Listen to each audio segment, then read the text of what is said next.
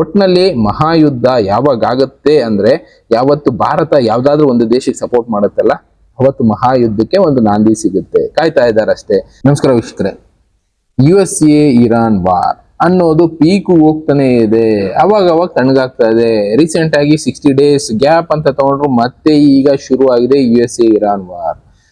ಏನ್ ಈ ತರ ನಡೀತಾ ಇದೆ ಅನ್ನೋದಾದ್ರೆ, ಇಲ್ಲಿ ಕೆಲವಷ್ಟು ಸಲ ನಮ್ಗೆ ಗೊತ್ತಿಲ್ಲ ಎಷ್ಟು ಸಂಗತಿಗಳು ನಡಿಬೇಕಾಗತ್ತೆ. ಇದನ್ನೇ ಜ್ಞಾನಿಗಳು ಬರ್ದಿದ್ದು, ಮುಂದೆ ಒಂದಿನ ಬರುತ್ತೆ ಮಹಾಯುದ್ಧಗಳು ಸಂಭವಿಸುತ್ತೆ, ಇಲ್ಲಿ ಒಂದು ನ್ಯೂಕ್ಲಿಯರ್ ವಾರ್ ಆಗ್ಬೇಕಾಗಿದೆಯೇನೋ, ಅದಕ್ಕೆ ಜಗತ್ತು ಕಾಯ್ತಾ ಇದೆಯೇನೋ. ಕಾರಣ ನೋಡ್ತಾ ಇದೀವಿ, ದಿನನಿತ್ಯ ಮಹಾ ಯುದ್ಧ ಮಟ್ಟಕ್ಕೆ ಹೋಗ್ತಾ ಇದೆ, ಹಾಗೆ ತಣ್ಣಗಾಗ್ತಾ ಇದೆ. ಇದು ಮಹಾಯುದ್ಧಕ್ಕೆ ಕನ್ವರ್ಟ್ ಆಗ್ಬೇಕಾಯ್ತು, ಆದ್ರೆ ಹಾಗೆ ಉಳ್ಕೊಳ್ತಾ ಇರೋದು ಕೆಲವೊಂದು ಕಾರಣಗಳಿದೆ. ಸದ್ಯಕ್ಕೆ ಇಲ್ಲಿ ಇರಾನು ಮತ್ತೆ ಅಮೆರಿಕ ಮಧ್ಯೆ ಯುದ್ಧ ನಡೀತಾ ಇದೆ ಅಂತ ಎಲ್ಲರ ಕಣ್ಗೂ ಕಾಣಿಸ್ತಾ ಇರೋದು. ಆದ್ರೆ ಮೇನ್ ಇದ್ದಿದೆ ಇಸ್ರೇಲು ಇರಾನ್ ಮಧ್ಯೆ ಯುದ್ಧ. ಆದ್ರೆ ಇಸ್ರೇಲ್ ಇಲ್ಲಿ ಸೈಲೆಂಟ್ ಆಗಿ ಕೆಲಸ ಮಾಡ್ತಾ ಇದೆ, ಅಮೆರಿಕ ಮೇನ್ ಆಗಿ ನಿಂತ್ಕೊಂಡು ಯುದ್ಧ ಮಾಡ್ತಾ ಇದೆ.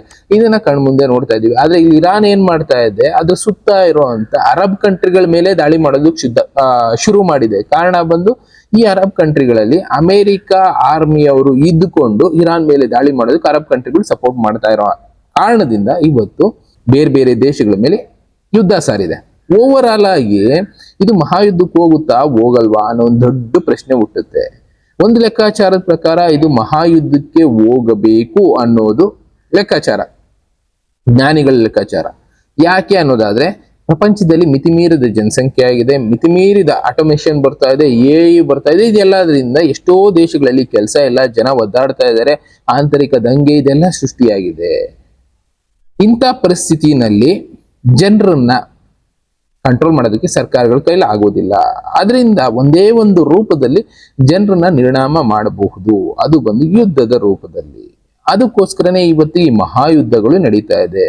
ಆದ್ರೆ ಇಲ್ಲಿ ಉಳ್ಕೊಂಡಿರೋದು ಒಂದೇ ಒಂದು ಕಾರಣ, ಕೆಲವಷ್ಟು ದೇಶಗಳ ಸಪೋರ್ಟ್ ಕೇಳ್ತಾ ಇದಾವೆ ಬೇರೆ ದೇಶಗಳು. ಅಂದ್ರೆ ಇಲ್ಲಿ ಮೇನ್ ಆಗಿರುವಂತದ್ದು ಇರಾನ್ USA ಏನಿದೆ, ಬೇರೆ ದೇಶಗಳು ಸಪೋರ್ಟ್ ಕೇಳ್ತಾ ಇದೆ. ಆದ್ರೆ ಆ ದೇಶಗಳು ಸಪೋರ್ಟ್ ಮಾಡೋದಕ್ಕೆ ಸ್ವಲ್ಪ ಹಿಂದೇಟ್ ಆಗ್ತಾ ಇದಾವೆ. ಇಲ್ಲ ಅಂದಿದ್ರೆ ಇದು 3ನೇ ಮಹಾಯುದ್ಧಕ್ಕೆ ಯಾವತ್ತೋ ಹೋಗ್ಬೇಕಾಗಿದ್ದು, ಇವತ್ತಿನ ತನಕ 3ನೇ ಮಹಾಯುದ್ಧಕ್ಕೆ ಹೋಗದೆ ಇರೋ ಕಾರಣ ಬಂದು ಇದೊಂದೇ.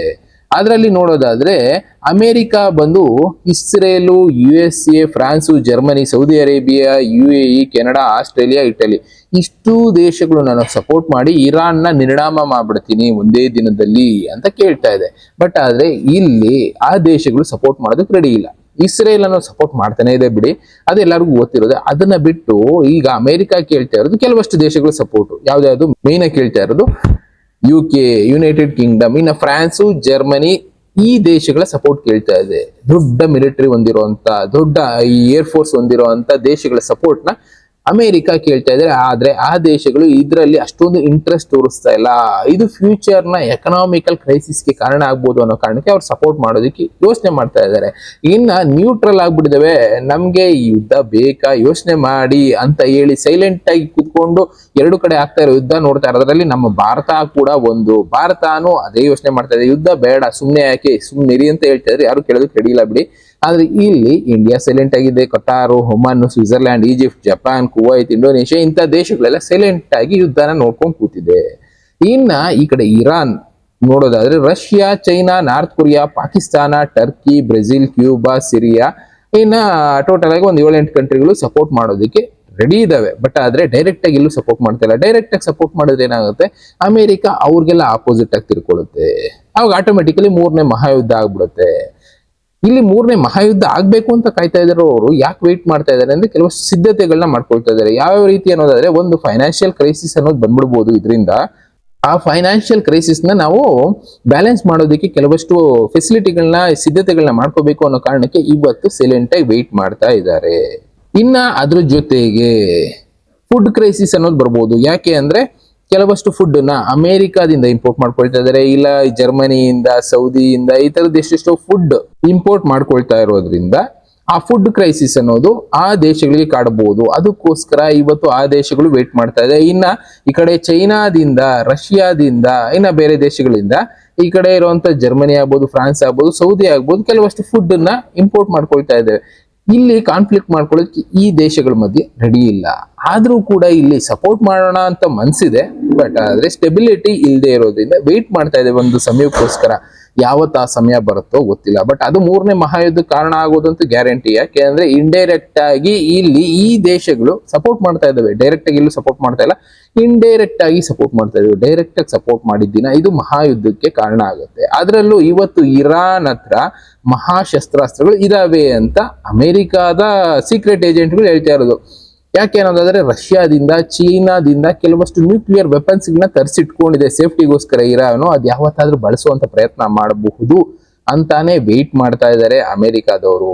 ಅಪ್ಪಿತಪ್ಪಿ ಅವ್ರೇನಾದ್ರೂ ಆ ವೆಪನ್ಸ್ ಗಳನ್ನ ಬಳಸಿದ್ರೆ ಈವನ್ ನಾರ್ತ್ ಕೊರಿಯಾ ಆಗ್ಬೋದು, ಅಲ್ಲಿರೋರು ಅಂತವ್ರೆ ದೊಡ್ಡ ದೊಡ್ಡ ಲೀಡರ್ಗಳು ಯಾವ್ದಕ್ಕೂ ಯೋಚನೆ ಮಾಡೋದಿಲ್ಲ. ಹೊಡೆದಾಕ್ಬೇಕು ಅನ್ಕೊಂಡ್ರೆ ದೇಶ ಹಾಳಾಗಿ ಹೋಗ್ಲಿ ಪರವಾಗಿಲ್ಲ, ತನ್ನ ಪ್ರೆಸ್ಟೀಜೆ ಇಂಪಾರ್ಟೆಂಟ್ ಅನ್ಕೊಳ್ಳೋಂತ ಲೀಡರ್ಗಳು ಇರೋರು.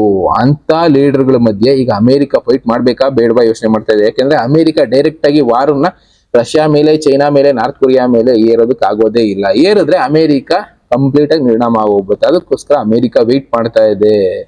ಒಂದು ಸಂದರ್ಭ ಬರುತ್ತೆ, ಆ ಸಂದರ್ಭದ ಬಂದಾಗ ಮೂರನೇ ಮಹಾಯುದ್ಧಕ್ಕೆ ಚಾಲನೆ ಕೊಟ್ಬಿಡೋಣ.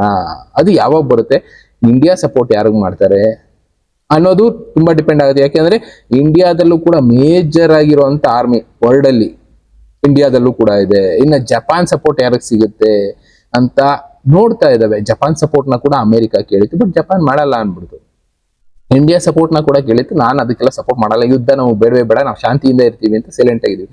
ಯಾವತ್ತು ಈ ಭಾರತ ಆಗ್ಬೋದು, ಜಪಾನ್ ಆಗ್ಬೋದು, ಯಾವ ದೇಶಗಳಿಗೆ ಸಪೋರ್ಟ್ ಮಾಡೋದಕ್ಕೆ ಶುರು ಮಾಡ್ತಾರೆ ಅವತ್ತು ಯುದ್ಧ ಇನ್ನ ಭೀಕರತೆಗೆ ಹೋಗುತ್ತೆ. ಆ ಭೀಕರತೆಗೆ ಹೋಗೋದು ಜಾಸ್ತಿ ದಿನ ಇಲ್ಲ ಅನ್ಕೊಳ್ತೀನಿ. ಯಾಕೆ ಅಂದ್ರೆ ಈಗಿರುವಂತ ಜನಸಂಖ್ಯೆ ಕಂಟ್ರೋಲ್ ಮಾಡಬೇಕು ಅಂದ್ರೆ ಆಗಿನ ಕಾಲದಲ್ಲೂ ಯುದ್ಧ ನಡೆದೋಗಿತ್ತು, ಈಗಲೂ ಕೂಡ ಯುದ್ಧ ನಡೆದು ಎಷ್ಟೋ ಜನ ಸಾಯ್ಬೇಕಾಗಿದೆ. ಇದು ಯುಗ ಪರಿವರ್ತನೆಗೆ ಆಗುವಂತ ಒಂದು ಕೆಲಸ ಅಂತಾನೆ ಅನ್ಕೋಬೇಕು. ಒಟ್ನಲ್ಲಿ ಮಹಾಯುದ್ಧ ಯಾವಾಗ ಆಗತ್ತೆ ಅಂದ್ರೆ ಯಾವತ್ತು ಭಾರತ ಯಾವ್ದಾದ್ರು ಒಂದು ದೇಶಕ್ಕೆ ಸಪೋರ್ಟ್ ಮಾಡುತ್ತಲ್ಲ ಅವತ್ತು ಮಹಾಯುದ್ಧಕ್ಕೆ ಒಂದು ನಾಂದಿ ಸಿಗುತ್ತೆ. ಕಾಯ್ತಾ ಇದ್ದಾರೆ ಅಷ್ಟೇ, ಇಲ್ಲಾಂದ್ರೆ ಇಷ್ಟೊತ್ತಿಗೆ ಯಾವಾಗ್ಲೂ ಆಗೋಗಿರೋದು. ಬಟ್ ಸಿದ್ಧತೆಗಳಿಲ್ಲದೆ ಯಾರು ಕೂಡ ಕೈ ಹಾಕೋದಿಲ್ಲ. ಭಾರತದಲ್ಲಿ ಅದು ತುಂಬಾನೇ ಕಷ್ಟ. ಯಾಕೆ ಅಂದ್ರೆ ಇರುವಂತ 140 ಕೋಟಿ ಜನಸಂಖ್ಯೆ ಮೇಂಟೈನ್ ಮಾಡೋದು ತುಂಬಾ ಕಷ್ಟ ಇದೆ. ಇಲ್ಲೂ ಕೂಡ ಕೆಲವಷ್ಟು ಬದಲಾವಣೆಗಳನ್ನ ಮಾಡ್ಕೊಳ್ಳೋ ಪ್ರಯತ್ನದಿಲ್ಲ ಸರ್ಕಾರಗಳು. ಅದು ಯಾವತ್ತು ಆ ಸ್ಟೇಜ್ಗೆ ಹೋಗಿ ನಿಂತ್ಕೊಳ್ಳುತ್ತೆ, ಕಾಯ್ದು ನೋಡ್ಬೇಕು. ನಲ್ಲಿ ಮೂರನೇ ಮಹಾಯುದ್ಧಕ್ಕೆ ಇವೆರಡು ಸಾಕ್ಷಿ ಆಗುತ್ತೆ ಅನ್ನೋದು ಮಾತ್ರ ಸತ್ಯ. ಕಾಯೋಣ ಮುಂದಿನ ದಿನಗಳಿಗೋಸ್ಕರ.